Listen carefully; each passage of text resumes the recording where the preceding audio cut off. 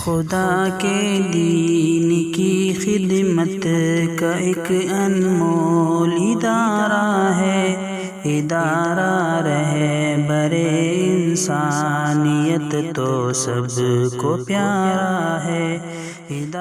وہ تمام مائیں جن کے بیٹوں کی شادیاں ہو چکی، جن کے گھر میں بہویں آ چکی، جو ساس بن چکی، آج کے دن میں یہ چاہتا ہوں کہ وہ اپنی توبہ میں اس کو بھی شامل کریں کہ آج کے دن سے میں اپنی بہو کو اپنی بیٹی سمجھوں۔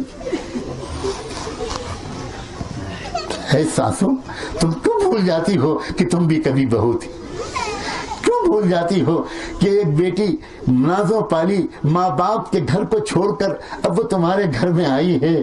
اس کو محبت دو، اس کو پیار دو، اس کی عزت کرو۔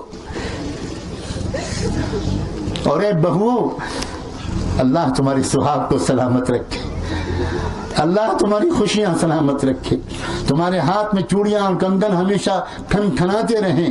اے بہوؤں، اپنی ساس کو اپنی ماں کا درجہ دو۔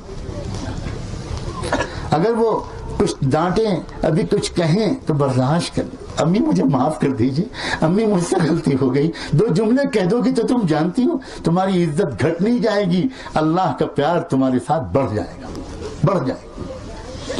اے بہوؤں، معافی مانگو اپنی ساسوں سے، اور اے ساسوں، اپنی بہوؤں کو اپنے کلیجے سے لگا لو، میری بیٹی، میں نے واقعی غلطی کی، اب تک تمہارے ساتھ زیادتی کی، مجھے معاف کر دو، میرے بالوں میں سفید بالوں کا واسطہ دیتی ہوں، بڑھاپے کا واسطہ دیتی ہوں، مجھے معاف کر دو۔ گھریلو اپنے گھر کے ماحول کو خوشیوں کا مرکز اور گہوارہ بنا دو۔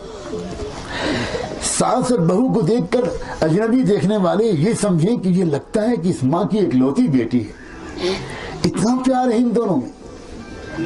اور جب ان کو بتایا جائے کہ یہ ماں بیٹی نہیں، یہ ساس اور بہو ہیں، تو حیران رہ جائیں۔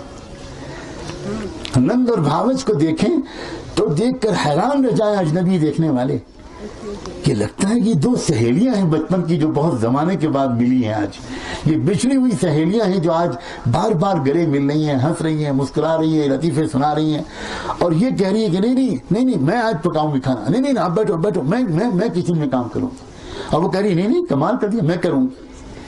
یہ ماحول بنا دو، پھر دیکھو ان ماحولوں کو معمولی مت سمجھنا۔